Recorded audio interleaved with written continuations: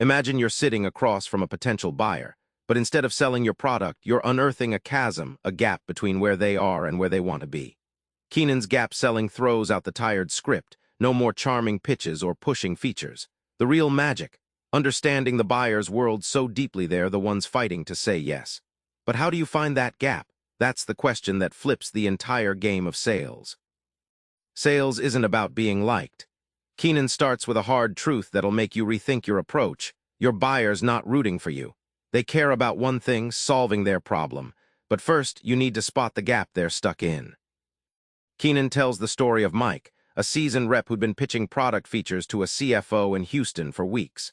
The CFO's company was hemorrhaging cash due to outdated billing systems, but Mike kept focusing on features, not the problem. Once Mike zeroed in on the $500K monthly loss the company faced, the real gap, the CFO leaned in.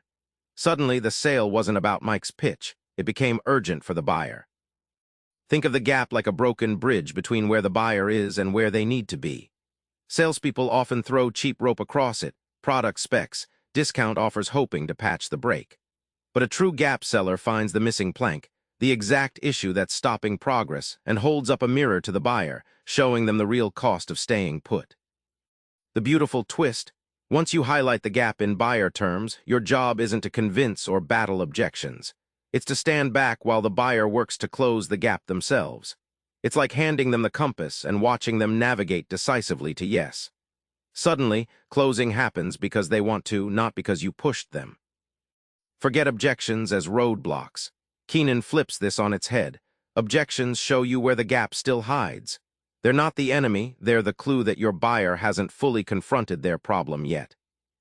Jess was closing a deal at a high-tech startup when a sudden price objection popped up last minute, classic too expensive line. Instead of battling, she paused and dug deeper, discovering the real issue. The buyer worried the ROI wasn't clear enough yet. By refocusing their conversation on how the gap, the inefficiency in workflow, would cost them far more, Jess turned that objection into a green light. Price objections are just smoke. The fire, hidden doubts, unvoiced fears, unresolved problems. Like a detective interpreting clues, a gap seller listens past the initial objection to uncover the buyer's invisible hurdles. It's like an iceberg. You only see a tip, but the bulk of the problem lies beneath. Only when the buyer's bigger issues are addressed can price become simply a line item, not a deal breaker. When you embrace objections as signals rather than threats, you transform your sales conversations. Instead of pushing product, you guide buyers closer to seeing their real gap. The payoff: instead of losing deals at the price gate, you elevate conversations to strategic partnerships built on true understanding. That's gap selling's secret weapon. Here's the kicker: closing isn't your skill, it's the buyer's. Keenan dismantles the myth that good salespeople close deals. Instead, great salespeople create conditions where buyers confidently decide to buy. At Alcoa, Keenan recounts, reps used to be glorified order takers, scrambling to push products.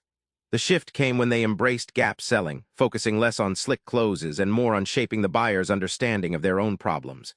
The result: shorter sales cycles, bigger deals, and buyers who sought them out. Alcoa's sales team didn't close in the old sense. The buyers closed when the gap was undeniable. Imagine trying to force a door closed by yanking it. You risk breaking the hinges. That's what pushy closing does to buyer relationships. Instead, gap selling teaches creating a frame where buyers walk through the door themselves, curiosity piqued, problems clear. Your influence rises because you're no longer a vendor, you're a trusted guide. The payoff is massive. Less sales resistance, more revenue, higher deal values, and best of all, happier buyers. You go from frustrated order taker to sales influencer. Remember, real closing power is about influence, not pressure, and it's rooted in illuminating gaps, not features. Remember that moment with Mike in Houston? It wasn't charm or features that won the day. It was the revelation of the real gap and letting the buyer take the wheel from there. You've got the compass now. Try this. Next time you pitch, ditch the product spiel and focus on uncovering your buyer's true gap. Watch how the sales dance changes when they become the driver. Subscribe for more book summaries like this one.